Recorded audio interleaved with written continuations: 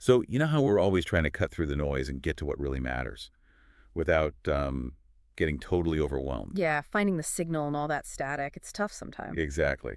Well, something pretty significant unfolded recently. It's sort of a double impact, really. You're talking about Pahalgam. Yeah. First, that horrific terror attack in Pahalgam, April 22nd. Just awful. 26 people killed, mostly tourists enjoying Baizaran. A real tragedy. Terrible. Shook everyone. But then, almost instantly, like right on its heels, came this other wave. A silent one.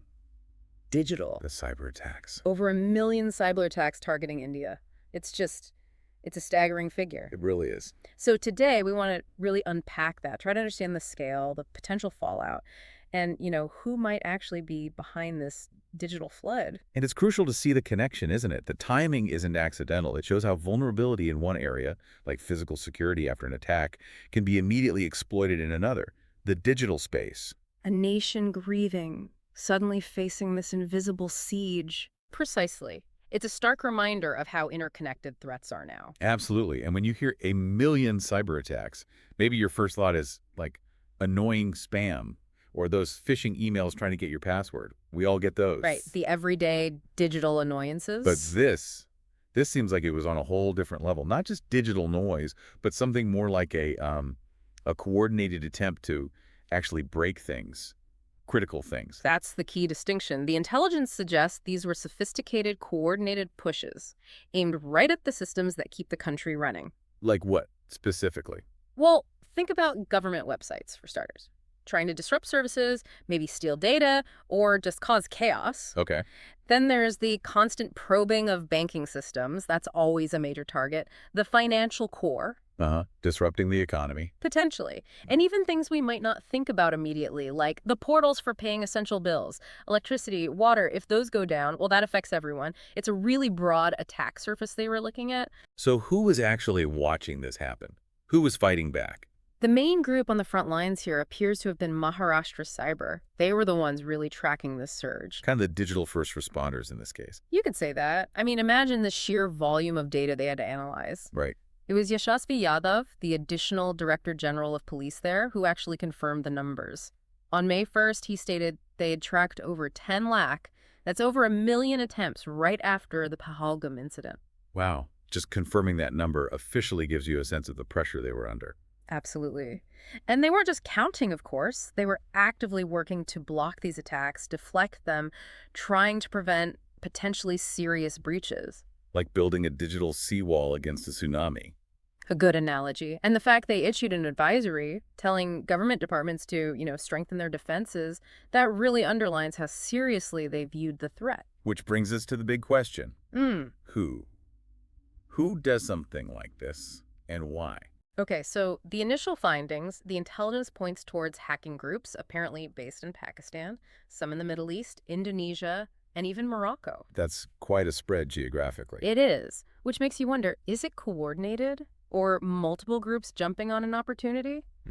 And another layer, some of these groups reportedly claimed Islamist ideologies were motivating them. Which, given the timing, right after Pahalgam, that feels significant. It suggests a possible link, or it's at least an attempt to frame it that way. It adds a really disturbing dimension. And this is where that assessment from Maharashtra Cyber's ADGP comes in. He mentioned possible cyber warfare. Okay, let's unpack that term. What does cyber warfare actually mean in this context? Essentially, it's using digital attacks to achieve aims you might normally associate with traditional conflict.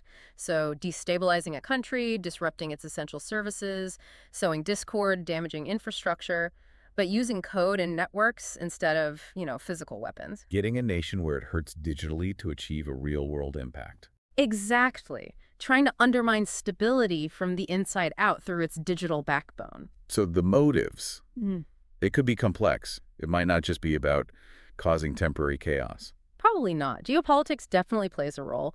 Regional tensions are always simmering, and cyberspace offers a way to sort of exert pressure or retaliate with a degree of anonymity. Plausible deniability sometimes. Right. Harder to trace definitively than a physical attack. Much harder. And don't underestimate the motivation of just Online notoriety. For some hacking groups, successfully attacking a nation's infrastructure is like a status symbol, Right. bragging rights in certain circles. A twisted kind of achievement. But we do need to be cautious here. Attributing cyber attacks with 100% certainty is notoriously difficult. Digital trails can be faked, masked, Misleading. very misleading. So the real motives could be a mix of all these things or something else entirely. It's still quite murky. Okay, let's bring this down to the individual level. Why should someone listening, just going about their day, be concerned about these huge state-level cyber attacks? It can feel distant. It feels distant until it isn't. The reality is, successful attacks on critical infrastructure can have very direct, very tangible impacts on daily life. How so? Well, imagine the power grid being disrupted, no electricity. That affects homes, businesses, hospitals, everything. Okay, yeah, that's immediate. Or think about banking systems. If ATMs don't work, if online transfers or UPI payments fail, suddenly you can't access or use your money. That causes huge disruption and anxiety. Right, these aren't just hypotheticals. They're the potential consequences of the kinds of attacks they were trying to fend off. Precisely. And beyond those immediate service disruptions, there's the national security angle. Breaches could mean sensitive government or citizen data gets stolen. Information leaks can have long-term consequences we can't even foresee. And the economic costs, too. Yeah. Just dealing with cybercrime, cleaning up after breaches, improving security, it costs nations billions. It's a massive drain on resources, money that could be spent elsewhere. So a concentrated wave like this just intensifies that financial burden. Okay, so it definitely matters. It's not abstract. Given that scale, what can we as individuals actually do? It feels a bit overwhelming. Like, can my actions make any difference? It might feel like that, but yes, think of it like public health. Individual actions like getting vaccinated or washing your hands contribute to overall community health. It's similar in cybersecurity. Basic digital hygiene practiced by many creates a much safer online environment for everyone. Collective immunity online. I like that. Exactly. While we aren't fighting these state-level attacks directly, making ourselves harder targets reduces the overall attack surface and makes the digital ecosystem more resilient. Okay, let's get practical then. What are the key things everyone should be doing? Like, right now. No jargon, just simple steps. Top of the list. Passwords. Make them strong. Use a mix of uppercase, lowercase, numbers, symbols. Don't reuse the same password everywhere. That's critical. So no more password 123. Please, no. And maybe use a password manager. They help you create and store really complex passwords securely. Takes the burden off you remembering dozens of them. Good point. Okay. Strong, unique passwords. What else? Be super careful about phishing. Those sneaky emails, text messages trying to trick you into clicking a bad link or giving up your login details or personal info. The urgent action required type messages. Often, yes. Or you've won a prize. Just be skeptical. If it looks suspicious, it probably is. Don't click, don't share sensitive info unless you are absolutely sure who you're dealing with. Got it. Vigilance against scams.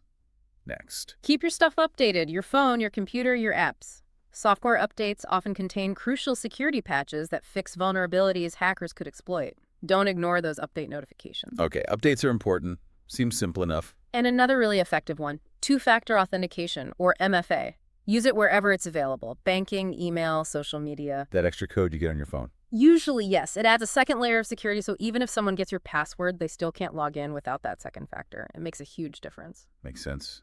Anything else? Just stay generally informed. Pay a little attention to news about major cyber threats or breaches. Awareness itself is a form of protection. Right. Strong passwords, watch out for phishing, update software, use two-factor auth, and stay aware.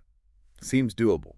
They're basic steps, but collectively they significantly raise the bar for attackers. So just to kind of wrap this up, what we saw after Pahalgam wasn't just random hacking.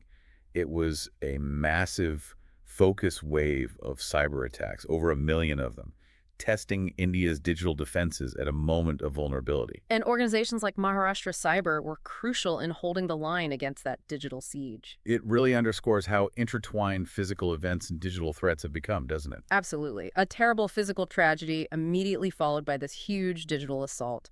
It shows there's no real separation anymore. Security has to encompass both realms. Code as a weapon, basically. In many ways, yes. Lines of code deployed strategically can cause disruption and damage just as effectively, sometimes more subtly than physical means. So looking forward, what's the main takeaway here? I think it's a powerful reminder that cybersecurity isn't just a job for tech experts or governments. It requires ongoing vigilance from all of us. Shared responsibility. Definitely. This whole episode highlights the need for constant learning and adaptation in how we approach digital security, both as a nation and as individuals.